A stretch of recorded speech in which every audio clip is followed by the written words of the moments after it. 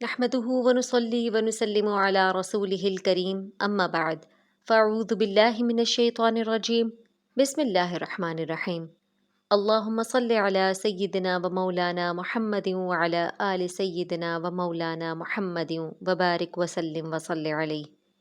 عالمہ on line T V کے تمام دیکھنے اور سننے والوں کو اپنے چینل پر خوش آمدید کہتی ہوں اور امید کرتی ہوں کہ آپ جہاں کہیں بھی ہوں گے اللہ تعالیٰ کی حفظ و امان میں ہوں گے۔ اللہ تعالیٰ سے دعا ہے کہ وہ آپ سب کو اپنی رحمتوں اور فضل کے سائے تلے رکھے اور آپ سب کو ہمیشہ تمام تکالیف اور پریشانیوں سے دور فرمائے، آمین۔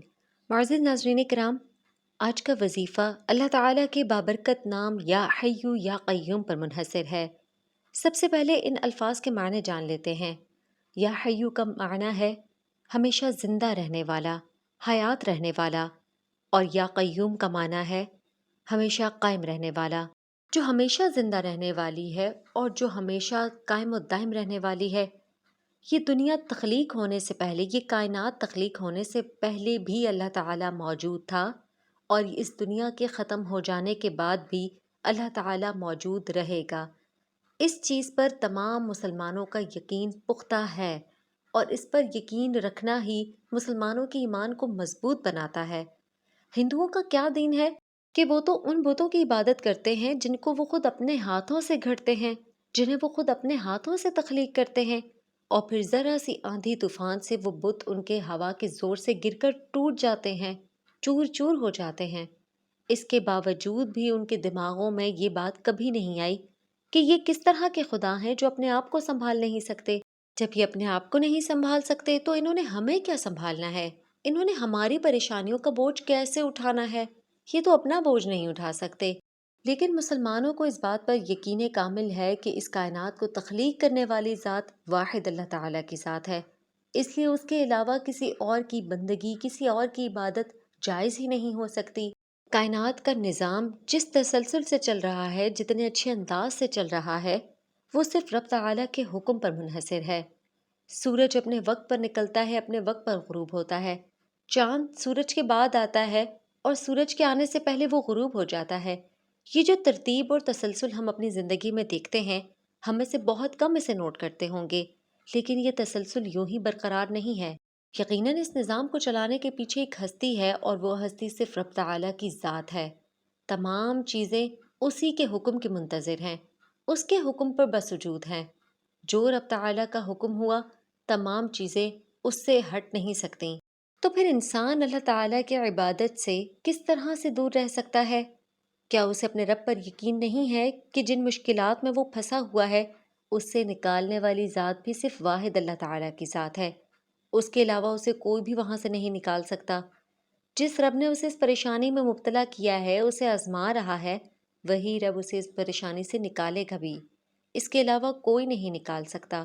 یہ بندوں کے بس کی بات نہیں ہے۔ اس لیے جب ہم پریشانی میں یا بوقت ضرورت اللہ تعالیٰ کے اسم اعظم، اللہ تعالیٰ کے بابرکت ناموں سے مدد مانگتے ہیں، تو یقیناً اللہ تعالیٰ کی ذات ہماری مدد ضرور فرماتی ہے۔ اگر آپ کو کسی بھی کام میں کوئی بھی مشکل پیش آ رہی ہے، کوئی بیمار ہے جو صحت یاب نہیں ہو رہا، کوئی قرضہ ہے جو آپ سے اتر نہیں رہا، مالی مشکلات ہیں، گھریلو ناچاکیاں ہیں، یا بچوں کی طرف سے کوئی پریشانی ہے، کسی قسم کا بھی کوئی بھی مسئلہ ہے جو آپ کو پریشان کیے ہوئے ہے، تو آپ نے صرف ان دو اسماء الہی کا ورد اپنا معمول بنا لینا ہے اور کثرت سے ان کا ورد کرنا ہے۔ یا حیو کا معنی ہے کہ زندہ رکھنے والا۔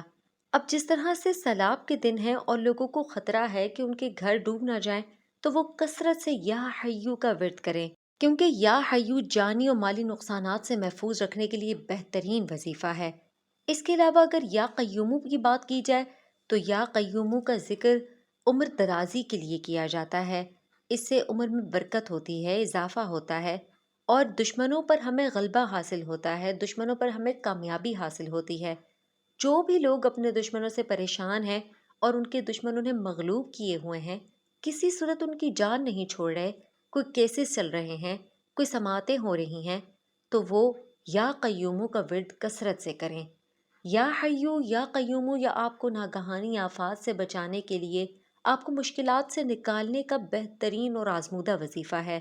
اس کے علاوہ اگر کسی بھی طرح کی کوئی تکلیف آپ کو لاحق ہو رہی ہے اور آپ اس سے چھٹکارا حاصل کرنا چاہتے ہیں، آپ اس سے نجات حاصل کرنا چاہتے ہیں، تو اس صورت میں بھی اپنے آپ پر یا حیو یا قیوم کا ورد کر کے پھونکیں۔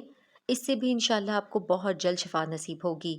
حضرت علی رضی اللہ عنہ سے روایت ہے، فرماتے ہیں کہ میں نے دیکھا کہ بوقت شدت جناب رسول صلی اللہ علیہ وسلم یا حیو یا قیوم کا ورد فرما رہے تھے اور آپ کو اس سے فوراً راحت حاصل ہوئی۔ جو شخص بھی اگر یہ چاہتا ہے کہ وہ اپنی تکلیف کو کم کرے تو وہ کثرت سے یا حیو یا قیوم کا ورد کرے۔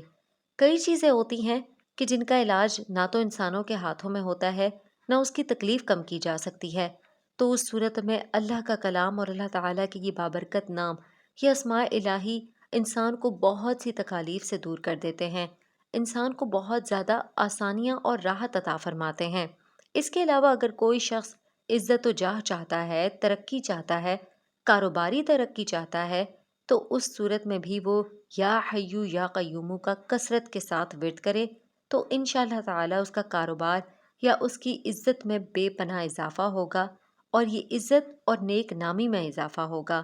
اللہ تعالیٰ نے قرآن کریم میں ہمارے لیے بے پناہ شفا رکھی ہے۔ اللہ تعالیٰ نے اپنے کلام میں اور اپنے ان بابرکت ناموں میں ہمارے لیے بے پناہ شفا رکھی ہے۔ یہ انسان کا کام ہے کہ وہ ان خزانوں کو تلاش کرے جن کے ذریعے سے اسے فائدہ حاصل ہوتا ہے۔ یہ دینی خزانہ ہی نہیں، یہ دنیاوی خزانہ بھی ہیں ہمارے لیے۔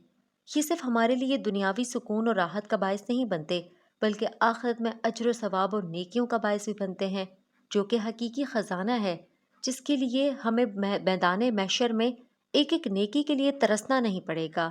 ہمارے پاس نیکیوں کا انبار ہونا چاہیے، ہمیں کسی اور کی نیکیوں کی طرف دیکھنا نہ پڑے، ہمارے پاس ہمارا نامہ اعمال سیدھے ہاتھ میں دیا جائے۔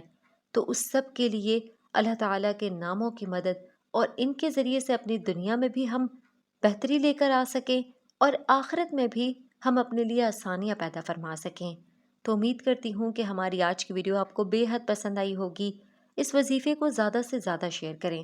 مسلمان ہونے کے ناطے ہمارا یہ فرض بنتا ہے کہ ہمارے کوئی بھی بہن بھائی جو کہ پریشانیوں میں مبتلا ہیں اور ان کی اس وظیفے تک رسائی نہیں ہو رہی، تو ہم کم سے کم اپنی کمیونٹی میں، اپنے دوست احباب میں، اپنے فیملی ممبرز میں، اپنے واٹس ایپ گروپ میں اس طرح کے وظائف کو زیادہ سے زیادہ شیئر کیا کریں۔ اس سے کیا ہوگا کہ جتنے بھی لوگ اس وظیفے تک پہنچیں گے یا جتنے بھی لوگ اس وظیفے پر عمل کریں گے، نہ صرف ان کا ثواب آپ کو پہنچے گا بلکہ ان کے اس عمل کا اجر آپ کے نامہ اعمال میں بھی لکھا جائے گا، جو کہ در حقیقت آپ کی فلاح ہے، آپ کی کامیابی ہے۔ اور اگر آپ اس چینل پر نئے ہیں تو آپ اس چینل کو ضرور سبسکرائب کریں اور Facebook page Aalima online کو بھی فالو کریں۔ وما علینا الا البلاغ المبین۔